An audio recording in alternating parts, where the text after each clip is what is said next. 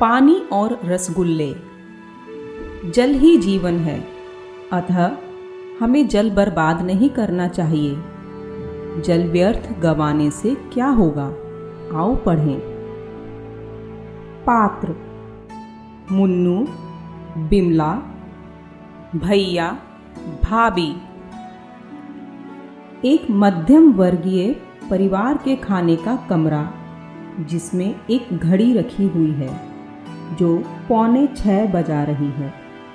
मेज पर दूध रखा है। छोटा मुन्नू अपनी भाभी के पास बैठा है। भाभी, 5:45 बज गए, आज अभी तक भैया नहीं आए। मैंने आज रसगुल्ले मंगवाए हैं।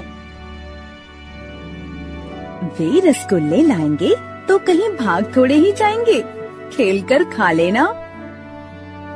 नहीं भाभी, मैं तो ताजे ताजे रसगुल्ले खाऊंगा। भैया प्रवेश करते हुए, ताजे ही नहीं बल्कि ठंडे ठंडे भी खूब रसगुल्ले खाओ।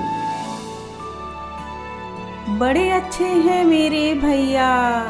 मुन्नू खड़ा होकर कूद कूद कर गाते हुए, बड़े भले हैं मेरे भैया, बल्ले बल्ले, मुझे खिलाते हैं रसगुल्ले, बल्ले बल्ले। अरे मुन्नू, जा हाथ धोकर चल दिया। अभी आया हाथ धोकर। मुन्नू हाथ धोकर नल को खुला छोड़ देता है। भैया अखबार मेज पर रखते हुए, मुन्नू तुम नल बंद करके नहीं आए? ओह, मैं भूल गया। तो फिर जाओ नल बंद करके आओ।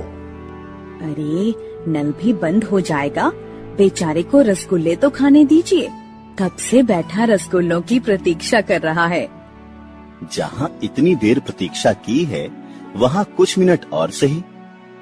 मुन्नू की तरफ रसगुल्लों की प्लेट बढ़ाते हुए, अरे 10-20 मिनट नल खुला भी रह जाएगा तो ऐसा क्या बिगड़ जाएगा। नहीं, जाओ पहले नल बंद करके आओ। मुन्नू नल बंद करके आता है, रसगुल्लों को चम्मच से काटते हुए। भैया आप भी ना, पानी से सस्ती और क्या चीज है। नहीं मुन्नू, यही तो तुम्हारी भूल है। पानी राष्ट्रीय धन है, इसको जरा सा भी बर्बाद करना राष्ट्रीय अपराध है। मुन्नू आश्चर्य से, राष्ट्रीय अपराध? वह कैसे?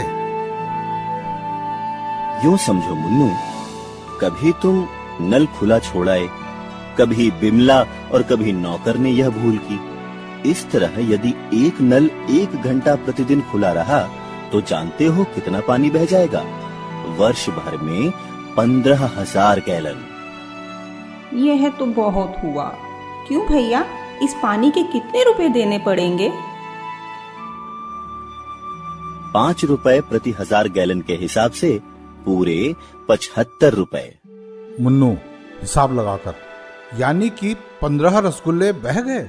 नहीं भैया, यह नहीं हो सकता है। मैं 15 रसगुल्ले कभी नहीं बहने दूंगा। मैं आगे से हमेशा नल बंद किया करूंगा। पर हम जितना पानी बहाते हैं उसका तो हम पैसा देते हैं। यह फिर राष्ट्रीय धन और राष्ट्रीय अपराध कैसे हुआ? वह प्रत्येक चीज राष्ट्रीय धन है, जिसके कम और अधिक होने से देश की आर्थिक स्थिति पर प्रभाव पड़ता है। क्या तुम बता सकते हो नलों में पानी कहाँ से आता है? हमारे यहाँ तो यमुना से आता है। यमुना नदी से पानी अपने आप नलों में नहीं चला जाता। बिजली की मशीनों द्वारा यमुना से पानी नलों में चढ़ाया जाता है। 15,000 गैलन पानी को नल में चढ़ाने के लिए 10 यूनिट बिजली खर्च होती है, जिससे 600 प्याले चाय का पानी गर्म हो सकता है या तुम 480 कपड़ों पर इस्त्री कर सकती हो। यह तो बड़ी भारी हानि होती है। यह हानि इसलिए और भी अखरती है कि हमारे देश में बिजली की बड़ी कमी है। यदि हम किसी भी प्रकार से बिजली को नष्ट करते हैं तो इसका अर्थ है कि हम देश के बढ़ते हुए उत्पादन को रोकते हैं।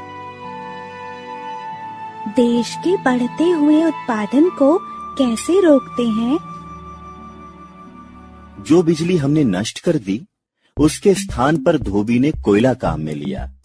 यह कोयला यदि बच जाता तो उसे किसान जला लेता। इससे वह गोबर बच जाता, जिसे किसान जला डालते हैं। और इसकी खाद से किसान अधिक अन्न उपजा सकता था। यही कहना चाहते हैं ना भैया? अब समझा कि बिजली पानी कितने कीमती राष्ट्रीय धन हैं। चलो समझ तो गए, अब खूब छक कर रसगुल्ले खाओ। रसगुल्ले बाद में खाऊंगा।